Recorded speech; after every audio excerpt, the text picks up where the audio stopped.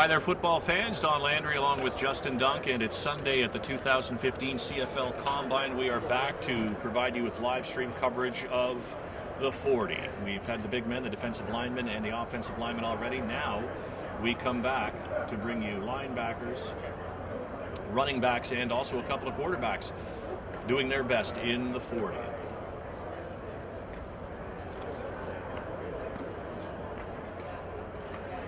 First up is Matt Rea, number 4 from Michigan State.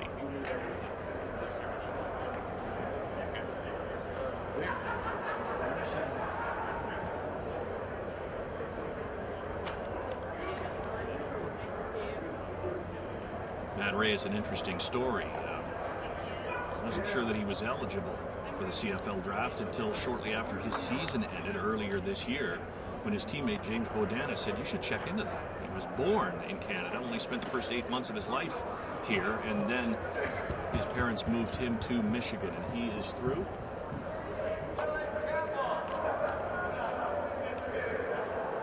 Having some technical difficulties with the computer right now, and so we'd like to get you the numbers as they run through, and as soon as they get up on the screen in front of us, we'll get them to you.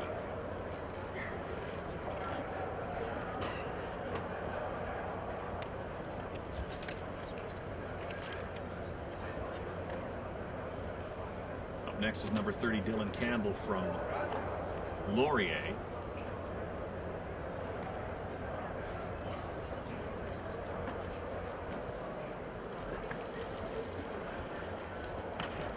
He's away and through the finish line. I'd like to welcome the general manager of the Toronto Argonauts, Jim Barker, who joins me to watch some of the sprints here. How you doing today, Jim? Doing great. Been a great day so far. The players are competing, and it's this thing just seems to get better every year. Yeah, it really does. I mean, the buzz around it just continues to grow year in and year out. It just, and I think the intensity too seems to be growing year in and year out. And there's no doubt about that. Who's this going? This is number 31, Jefferson Port from Utah State. He's an interesting guy. He was a tight end at Utah State. Started out as a linebacker, and he's fairly physical, catches the ball well. So he's an interesting guy for teams and how that use a tight end like we do. Be interesting to see. I'm going to guess he's going to be around in the 4.9 range. Jefferson Court, number 31, is through. We'll wait for his time to come up. They're still having a few technical difficulties with the board. Campbell ran a 4.57. Now that's a good time for him. The only medium I got. We figured he would be in the 4.65. Sure. So guys can help themselves at this, and it shows he's got a little more top end.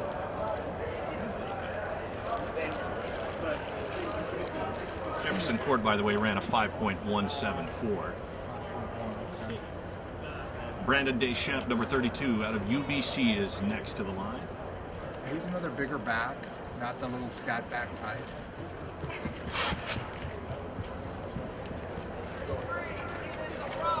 We'll wait for his time to appear on the screen. It does take a couple of seconds for the computer to generate this and then put it up onto the electronic screens in front of us. A 4.776 is the time for Brandon Deschamps. 4.776. He's a guy he plays physical. He's a bit kind of a straight line guy, but he's a guy that is going to have a chance to make. He's going to have to be a good special teams player. Who's this? Up next is number 33 out of Manitoba, Keenan LaFrance.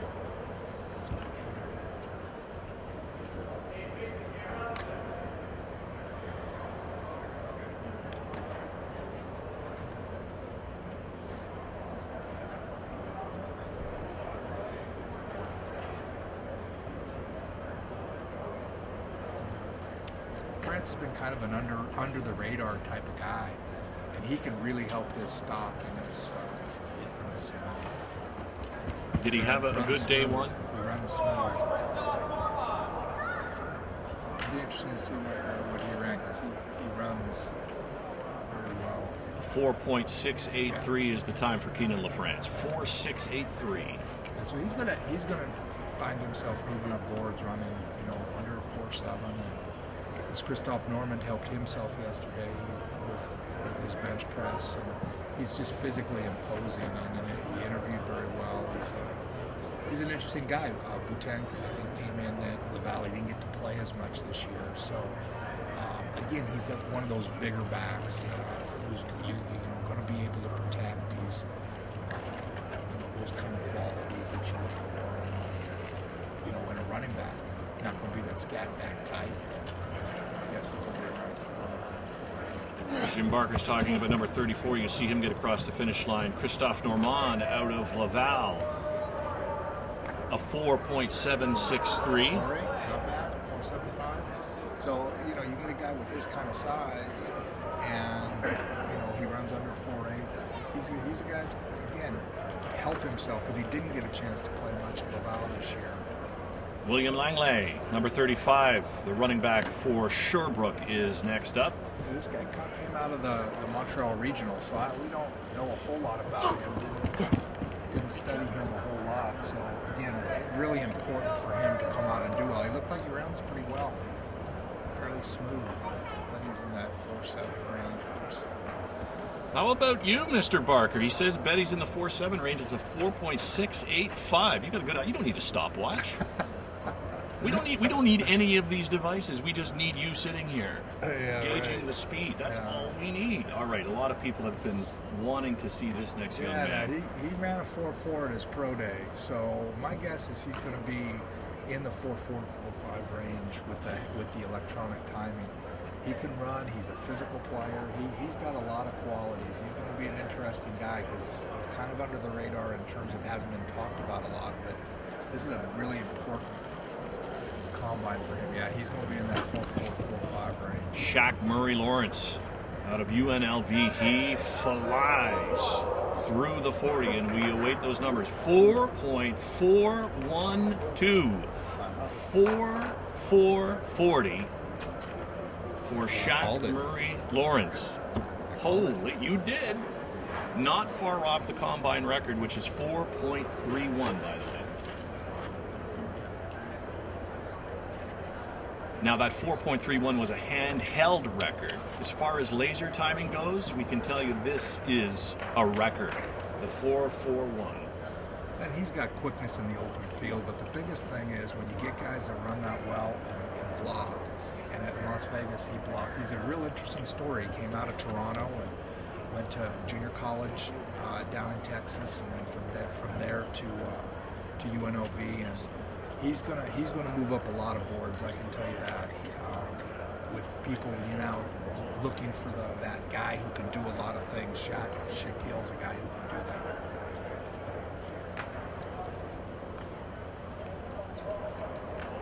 Here's another guy who is coming out of this is Melvin Abankwah.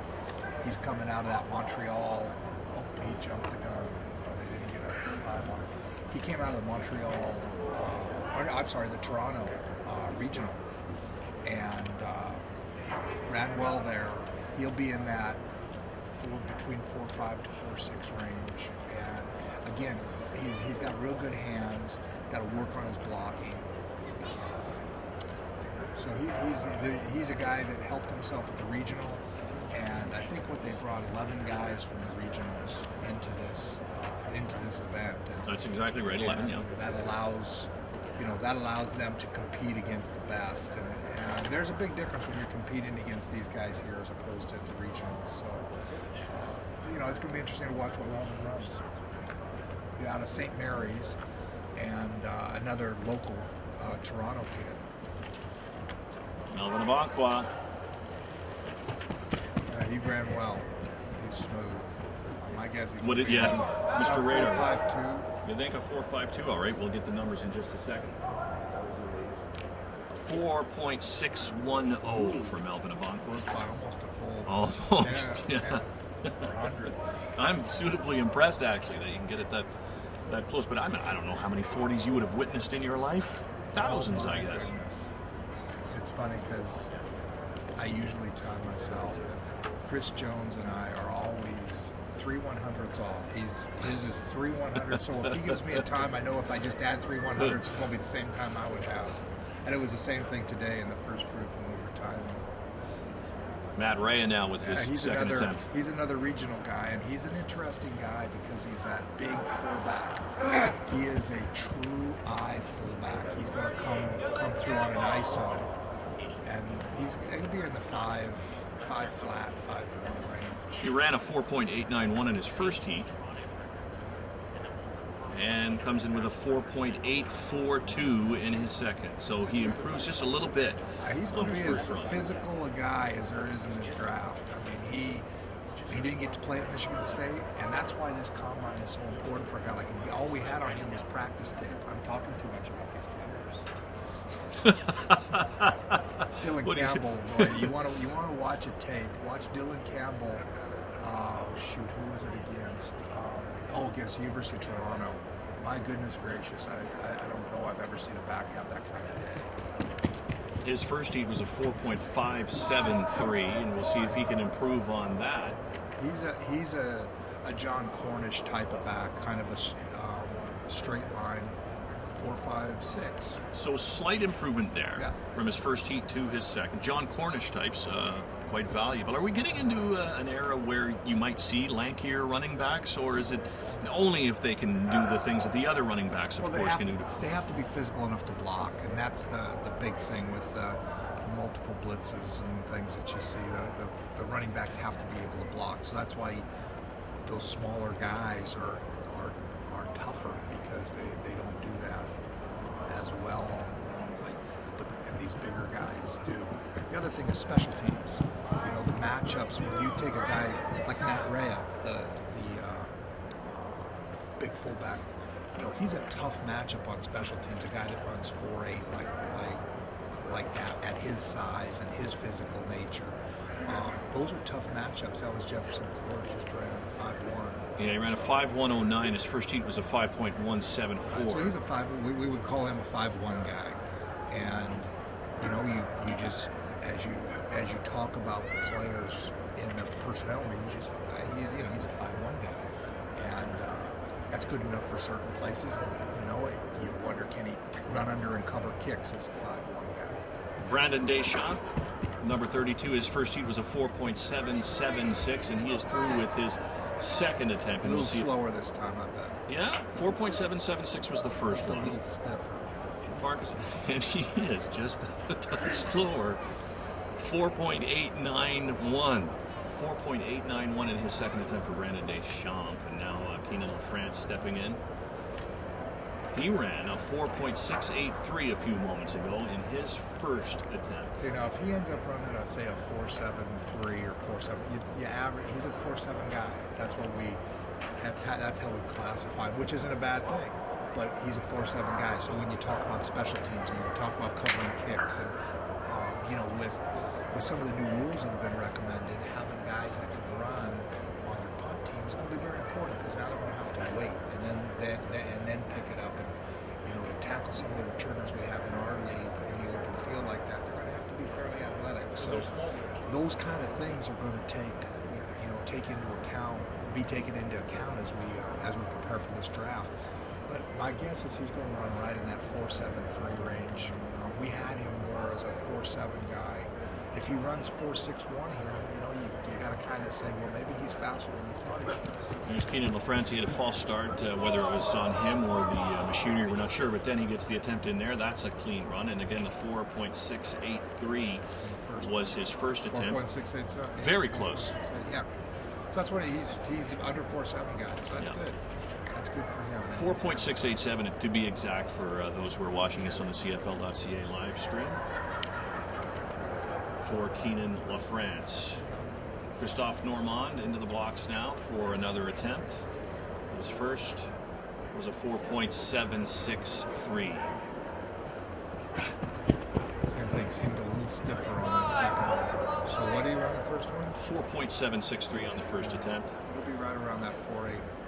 Second numbers come up, 4.846. So you take the 4.84 and the 4.7, so you figure he's a 4.8 guy.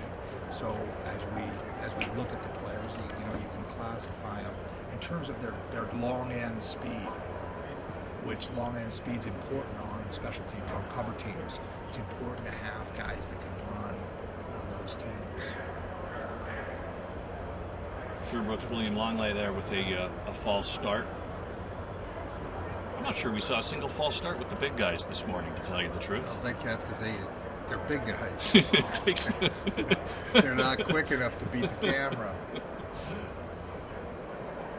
And a clean attempt for Langley now. You know, honestly, I like to see them run one, and they should get 2 chances, but I cringe as they run the second. I just don't want them to get hurt and end up not being able to see him in one-on-ones and not being able to see him do drills, because that to me is such an important part of this whole process. 4.723 the second attempt for Langley. Now here we go, Shaq Murray Lawrence. 4.41. Can he break 4.4? He told us last night he was going, 2 nights ago he was going to, so he thought he had a chance to break 4.4, and you're probably watching the fastest player in this draft. Shaq Murray Lawrence at 4.412. Again, that is a record when it comes to laser timing at the CFL Combine. I'll tell you on the start whether he's going to have a chance.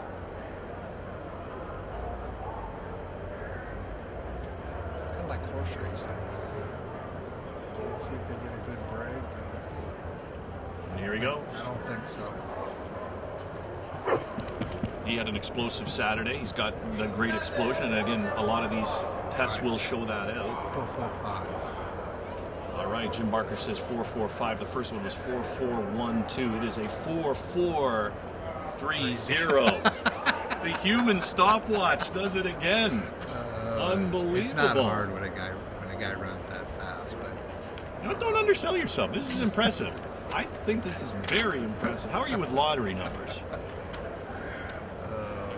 I think I know the answer to that. I mean, you're still working. Although, if you won the lottery, you strike me as the kind of guy who would continue working because of your love for football. All right. Melvin Abankwa. With his second attempt coming up now. He's going to be interesting to watch also as a receiver, slot type guy, because he does catch the ball very, very well. Abankwa is away and flying through the tape. He ran better, I think, on that one than he did his first one. He ran 4.61 the first one. Just waiting for it to come up, and it's a 4.64. About the same. 4.644 Melvin Abankwa. Well, there you go. You got your running backs, and you probably saw the fastest guy that'll be here today in Murray Lawrence. So that was a good run. Now we get to see the linebackers, and now you're going to see a lot, maybe not a lot slower, but some slower time, but some really interesting players in that group that we're very anxious to see run. And again, for special teams, it's you take a guy like Archambault, who yesterday throws 41 up on the bench press, and he's just an impressive player.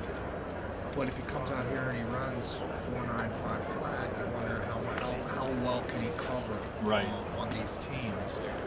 He comes out here and runs under 4.8. You know you're going to have a player who's going to move himself up people's boards. I'm going to talk to you a little bit more, just as we make our way into the linebackers, but and again, I don't want to belabor the point on Shaq Murray Lawrence, but I know that he's an intriguing kind of guy coming into the camp, and I had a chance to interview him, and he seems like a quiet guy, seems very confident. A lot of running backs are. A lot of people were intrigued with his speed, with his explosive ability. Does he have the other tools too? What kind of film have you seen on him when it comes to his running ability, his catching of passes out of the backfield, that sort of thing? He's a solid player in their offense. He had to block, and he's a very willing blocker. And when you get smaller guys, that's the number one thing. Are they willing? And then physically, can they do it? He didn't get an opportunity a lot to block the bigger linebackers. He was picked up safeties and things along those lines, but he's a willing blocker. So it's going to be important when we watch him block to see how he holds up against these linebackers coming at him, and we'll do a one-on-one drill. And that's what you look for, is how is he going to hold up. We know a guy like Normand is going to hold up. That's what he does. But how does a guy like Murray Lawrence and Abankwa, how are those guys going to hold up against these linebackers coming at him? So, he's a good Shaq. He hits the hole well. He's good in the open field. Catches the ball fairly well. He didn't get a chance to do a lot of that at UNLV. So he's a very introverted kid. He doesn't say a whole lot, and the coaches in Las Vegas really liked him. So as a teammate, and felt like he was a very positive guy there. So he's going to be an interesting guy to watch where he goes, because I could see him going anywhere from he could go late first round to early second round, or could go all the way down to the fourth round if people don't value that running back position in terms of having a Canadian. Because again, a lot of it's going to come down to can he be a four-teamer, can he be a special teams player that can really help you, or is it strictly going to be a backup player? I want to touch on the one-on-ones again. I mean, I ask people involved with the CFL this question probably every year, different people, just to see if I get different answers. What I've gleaned from you, I think, is that the one-on-ones are important depending on the player, right? Depending on what you want to see from that player. No doubt. Everyone is different. When we watch when you watch the defensive line and the offensive line, there are certain players that you have question marks about how what they do is going to translate. Like the Ottawa kid, I can't pronounce the name. We have harder names up here to pronounce than they have at the U.S. Combine. It's Latanzio. Yeah, you're talking about Ettore. He's an interesting guy. He throws up 38 in the bench press, and he's very, very impressive on film against the CIS interior lineman. And then you wonder, but he's 5'10", 5'11" maybe. And you wonder how that's going to translate when he goes against the 6'4", 6'5" guys that he's going to face on a week-in, week-out basis. And so you watch how that's going to happen. I mean, now he's going against, Chung and Gru, and that's some of the guys they had, Ruby, and some of those kind of guys they had over there. And you can kind of get a feel for how he's going to do in that. So, it's specific players you look for specific things. You got the linebackers up on the screen. These are the gentlemen we're going to see run the 40 in the next few minutes. And when you take a look at that group, how would you rate the linebacking crop in the 2015 CFL draft? They're very good, and I think you got some linebackers there. I think some of them might be able to move up and play on the edge. I think some of them might be able to move back and play safety. And I think that's what you try to look at. You take a guy like Blair Smith, who started out at St. FX, and then he went to actually started out at Vanier College, goes to St. FX, and then goes down to New Mexico Military, then goes to Angelo State. So he's been in a lot of different kinds of systems. He's a linebacker at Angelo State, but he's kind of a fluid player. So watching whether or not does he have the movement skills to maybe be able to move back and play safety. Those are the kinds of things you look for in this thing. You've got a couple players here that are real interesting for fans of the CFL, because Konar, his dad, played for the BC Lions. Kevin Konar. And Austin Johnson, AJ, played for me in Calgary. And to watch these guys, I mean, I'm really feeling old now. Guys that I actually coached, their kids are here, and it was fun in the interview with Austin to talk a little about his dad and how great a player he was. And Austin has a lot of the same qualities. He will knock you out coming through the hole. He's a physical kid, and how he runs is going to be important for him in this. In this combine. So we've got another kid on the list there, Ron O'Mara, who actually ran his 40 with the defensive lineman, and he ran a good 4.7. Is he another one of those guys that is it possible to play like an edge rush guy? Correct. Or? He could be like a little bit like a Foley potentially. He's a guy that could run, come off the edge, and probably also play special teams. Can he play Mike linebacker? Potentially. But he's a guy, you're right, that's a linebacker that could go up, where Blair Smith is a linebacker that could go back. And that's what's interesting is we try to project guys who played linebacker or halfback in college probably aren't going to play that here. And you try to project, well, what's going to be the best place for him? Will linebacker? Jonathan Langa's in that case. You know, you look at a guy like that, and he's yoked up. Is he big enough to play will linebacker, or does he need to go back and play free safety? And then if he needs to go back and play free safety, does he have the movement skills it takes to do that? Those are the kind of questions we're asking on all these players. We're trying to say, how can they fit in our club? And you can, I mean, if a guy's Adrian Clark's the same thing. Adrian Clark was a good will linebacker, and now you say, is that where he's going to be? Is he athletic enough to be able to play safety and maybe even some corner? I mean, he's a very athletic guy. I think you're going to see him run very well, and comes from a family that has a history in our league of guys who have been able to play. So, and then obviously you have Archambault, who is probably he'll be the guy everybody's watching based on his 41 reps, and he's a hardcore guy. I mean, he's the kind of guy when you look at him, you say that guy's going to be a leader. Just he has a presence about him. And when he walked in to do the bench press yesterday, you just felt that presence. Yeah. And again, those are things that when you watch film, you can't tell. But at here, you can see how he is around the other players. Who's the leader and who's the dog? Who's the one who's out in front? Who's the one who's following? You want to get as many of those out front guys, because when they come into the CFL, they're going to be back, and they're going to start back, and they have to be strong enough to want to work up to that. If they're a follower now, chances are they're going to be a follower all the way through. Right. So that's the thing all these people are doing right now, is saying, how can this guy fit in our system and our scheme? Where does he fit? And then can he do the skills that are required to, that it takes to play at this level?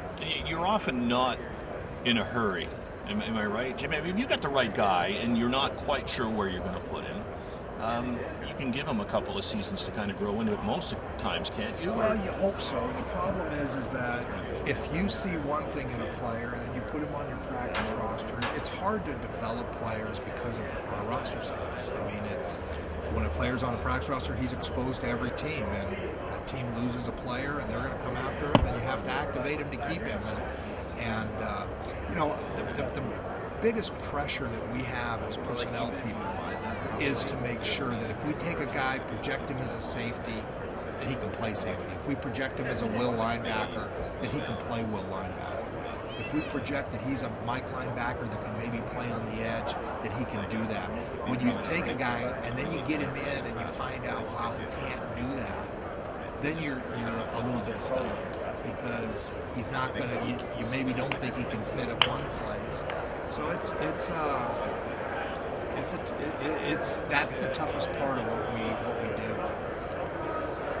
do. We are live streaming the 40 on Sunday at the 2015 CFL Combine. We're waiting for the linebackers to finish up with the agility drills. And yeah, I see a lot of football personnel coming over to take up their positions near our 40 location, and the players will make their way over to, and they are, the linebackers milling about now. They'll get their chance to run their 40s. So you mentioned one linebacker had already done that. Ron O'Mara ran it already with the defensive lineman, and he ran a 4.712. He's an interesting guy. He's been down to the NFL. He went to the NFL regional. Did pretty well down there. He, again, that's one of those things that you take into account. Is he a guy that the NFL might be looking at, and we'll be in the next month calling people we know in the NFL and see where these guys fall in their category. We also have the quarterbacks running, I think. We do. We have Andrew Buckley from Calgary and Jordan Yance, the Manitoba Bisons. They will be running in this group as well. Now, hopefully, the day's going to come when the Canadian quarterbacks get counted as Canadians and compete like every other Canadian in our league, and because I just think it'll be great if as a league we can figure out a way to do it where these guys get a better opportunity. And Jordan Yance was a great player at Manitoba and has been successful there, and they've one with him there. He makes players around him better. He's a real interesting player that it's going to be fun to watch him. We've got a couple of minutes here before they get running too, Jim, and maybe there is no short answer to this, but I think as long as I can remember, fans have been confused and or frustrated with the plight of a Canadian quarterback in the CFL. A lot of them say to me, how difficult can it be to make it go? And I get varying answers from general managers and coaches, but what do you think the hurdles are? Well, the hurdle is that basically if you did that, you have to have, right now it's 21 Canadians and 20 internationals, and that I get them all confused. And 20, I'm just going to call them Canadians and Americans, even though I know the league is going to be mad at me for not saying nationals and internationals. But you translate. Yeah. It's kind of like me. If I was here, for the people who speak French, they're trying to translate what I'm saying. Do that with the nationals and the internationals. But you have 20 Americans and 21 Canadians, and then 3 quarterbacks. It doesn't matter what they are. If you took that and you say you had to have at least 22. Or say you have 21 Canadians, but if one of those Canadians was your quarterback, that now you had another designated import. And the argument against it is that teams would have guys on there strictly to be able to have another designated import, that he would never truly be able to develop. And I argue with that. That, for example, you'd have to keep a 4th quarterback because if your starter got hurt, that he wouldn't be able to go. I mean, that's the argument that comes forth. And my counter to that is that guy's. I mean, there's a lot of players that star in this league that when they first come, they're not ready to play, and they take time. I use Danny Brannigan that we brought in 2010. If that was the rule, there's a good chance Danny Brannigan would still be on our football team. But it didn't work out that way because of the way that it worked. So it'll be very interesting to see. I know there's talk in our league. We in the competition committee, we talk about things every year, and I just don't think it's time yet in terms of where people are at. But I don't think it's a dead issue, and I think it's something that I'm going to continue to fight for, because I honestly believe just having them there, addressing every week, helps our game across the country. Here's Toronto native Louis Mensah. I hope we were rolling tape on that. Now I'm dating myself. I hope we recorded that because that's a good explanation. It's a good rationale. As we get ready for the 40, the linebackers and a couple of quarterbacks as well. This is number 5, Louis Mensah, a Toronto native out of Fort Lewis College, settling in at the starting line. This is a guy that we don't know a ton about because he came through the regional combine and from Fort Lewis College, which is an NAIA school down south, maybe Division II. Oh boy, you get in the way of these timers and they're not happy if they can't see the hand. Oh, he runs well. He's going to be under 4.7, in that 4.7 range. Wait just a couple of seconds for the computer to get it. Jim Barker is faster than the computer. 4.799. Just about, you're right, 4.799. 4.8 almost. All right, now the guy everybody was talking about all day Saturday, Byron Archambault. You'll see everybody have their clocks up, and nobody's going to want to miss this one. Jim Pop's going to pull his watch out for this one. Did reach into his jacket, but no, he seems relaxed. Archambault, 41 reps in the bench press yesterday. 3 guys timing over here on the bench, so they'll trust their times. This is going to be an interesting run. He thinks he can be in the 4.6s. And when he said he was going to do 40 reps on the bench, we looked at him funny, and he did. A little bit of a stumble, maybe. I think I detected at the start there. He just ran a little bit stiff. I guess it's going to be in that 4.8 to 4.9 range. The numbers for Byron Archambault, his first attempt, 4.853. That's a 4.853. 4.8 to 4.9 range. Yep. I'm not even keeping track anymore, Jimmy. You That's, just you're bang on every time. That's about where we thought he might be. He's going to be very disappointed with that. So actually walking back with a bit of a limp. Out of Bishop's University, number 41, this is Adrian Clark. This is an athletic young man right here. He's a big, gangly, good-looking kid and he'll run wild. He's close to home from Mississauga, Ontario.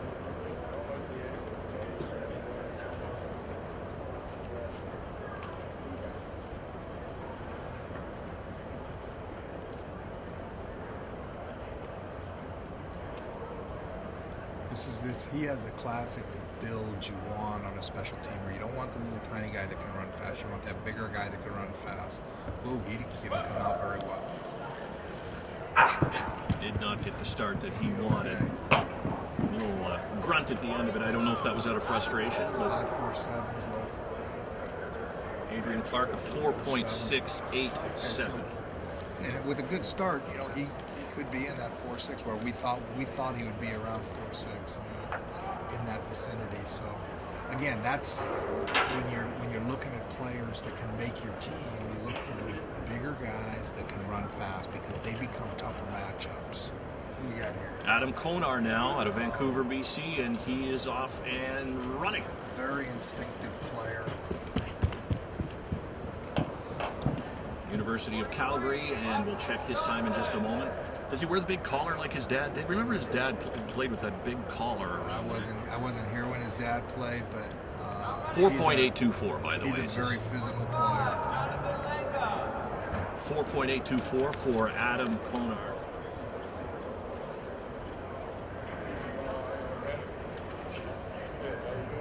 Jonathan Langa now is settling in to the starting blocks now. Another Mississauga, Etobicoke guy. Yep. That went to St. Mary's, and again, they didn't win a game this year, and it was tough for a lot of those kids. This is a guy that it's just hard to determine where he might play for you. He played linebacker, Sam linebacker, at St. Mary's. You try to say, can he play well? Is he big enough to play well?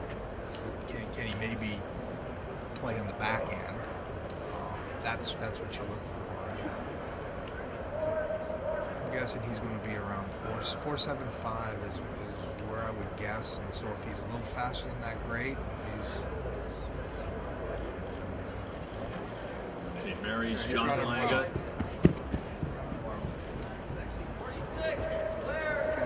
Like I said, we had predicted he'd run around 4.75. And he comes in at 4.859 is the number. And the one thing you have to remember with he's at least 10 to 15 pounds more than he played in college because he wants to be a linebacker, and so he's not going to run as well. Now, if he took 10 pounds off, where would he run? If that's what a team wanted, those are the kinds of things that we try to project. He's really put together. But is he going to be a guy who can play well linebacker in professional football? That's what's got to be gauged. Number 46, Blair Smith from Angelo State. This is again one of the more interesting guys I'm looking forward to seeing. He runs well. He'll be in that middle 4.7 to 4.8 range. A lot of fluid linebackers out here today, and we'll get the numbers on Blair Smith.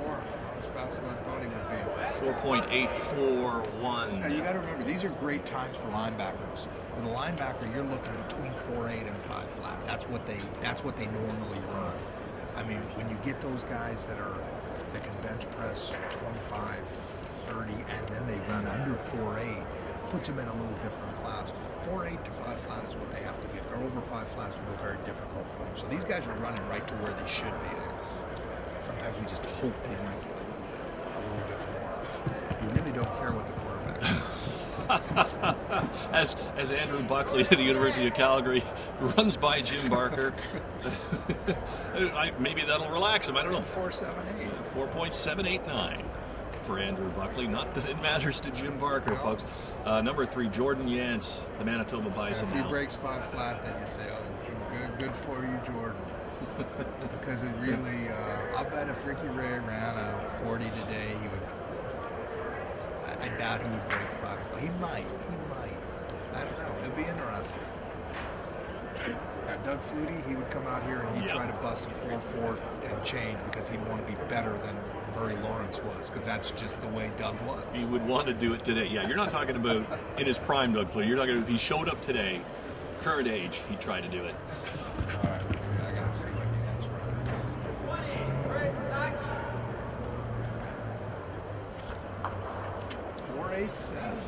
4.87. 4.871. Very impressive. All right. So we get into some Here's one of defensive the backs top now. players right here. It's Chris Aki out of Wilfrid Laurier University. He's one of the top players in this draft, and he was very, very impressive yesterday. He's impressive in interviews. He's impressive on film. Again, he's a guy you're trying to determine what position he's going to play. My bet is he's going to run well under 4.7, probably under 4.6. A little faster than that even.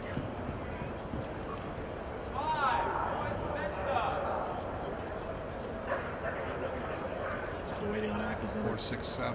4.673. Yeah. Now again, you're looking at a guy that's a big DB. You're thinking maybe he can play free safety. He played linebacker at Laurier. 4.67, like we talked about. 4.8 was kind of the. He's a fast linebacker. As a DB, he's an average speed DB. Who's this? This is Louis Mensah, and his first heat was a 4.799. So it's interesting that Aki's running with the linebackers and not with the DBs, because as a linebacker, he's going to be the fastest guy out there. As a DB, you're probably going to see he's going to be middle of the pack to maybe even the back end of being a defensive back. So, but Aki played linebacker at Laurier. He was all over the field. He's a good, solid player. Here's Mensah trying to better the 4.799 in his first heat. Now they're trying to break 4.8. 4.82. 4.820. For all these guys that ran just over 4.8, their big thing is, can I get it? Can I become that guy who can run in the 4.7s? Archambault's first run was a 4.853. Right. So if he can get his under 4.8, it'll show he's a true 4.8 guy. Now he goes 4.9 something here. You think, well, is he more of a 4.9 guy or is he more of a 4.8 guy? Which again, it is only important in terms of covering on special teams. That's what it's important for. Everything else linebackers do is short range, the short cover times. He had a better run.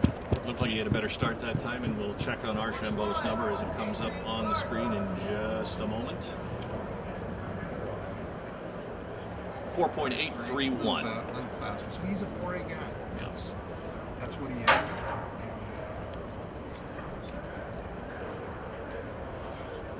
When you bench press 225, 41 times, and you run 4.83, you're a pretty dang good athlete. So he's a guy you're going to see go in the first 2 rounds without a question. Adrian Clark had a good time in his first heat at 4.687. Yeah. Again, that's good for a linebacker. That's middle of the road for a DB. We actually thought he was going to be a 4.6 guy. So this run will be interesting to see for Adrian, because I would expect he would beat his 4.68 based on how we see him on film and based on what he did at the East-West. We try to put a lot of different things into when we try to establish where we slot a guy. False start there. How do you get a false start with a machine?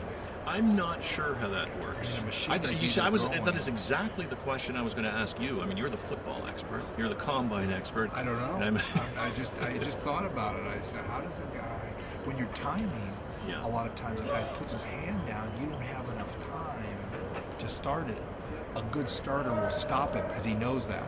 Because the way you time is you watch when a guy puts his hand down the ground, and you just focus your watch on that hand. And when that hand moves, you start the clock. Well, when a guy puts his hand down and goes, you can't do that. So a good starter will stop him and bring him back. When you have an electronic clock, it doesn't matter. Well, I'm wondering if there's just a twitch there and it starts and he rocks back and they just don't think he got a fair start. That's the explanation I might come up with. But you have no idea either. I'd have to ask, whoever. That's part of what your job. Oh, that was stiff coming out That there. was a slow start. Yeah, he's not going to be better than he was last time, I wouldn't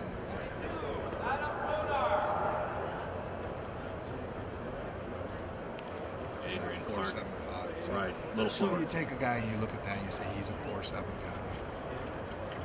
Adam Konar had a 4.824 in his first Again, I'd attempt. expect him here he'll be right around the same or maybe a tad lower. But he plays fast because he's so instinctive. He got a better Konar's off. start there.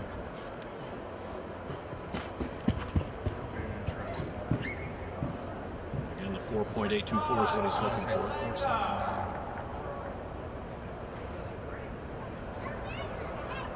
4.756. 4.756 his number. Now, I want to point out here, we're not seeing Austin Johnson. This is we didn't see him in the first heat.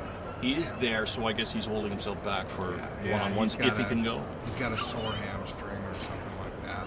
And again, those are things you take into account because probably as important as their ability to move and to run and to jump is their ability to stay healthy. And he's been training hard, which is a great thing. I know he's been working down in California with AJ, and AJ knows what it takes to play. So it'll be interesting to watch him move around and things like that. We knew he wasn't going to run because he had a mild problem with the leg. What do you got here? Langa. So, Langan, if you're wondering, folks, why Ron O'Mara's not running, if you're just joining us, he ran with the defensive lineman earlier today. Here's Langan. Did he run the first time? 4.859, I think. We're right in that 4.859. same vicinity here. No doubt. 4.84. So that's what he is. Be kind of odd, wouldn't it, Jim, to see somebody? Which is linebacker time. So we talked about, is he a guy that can move back and play safety? Is he up 4.4 makes it more difficult to project him as a safety. You watch him cover. I'm sure they'll have him cover and things like that.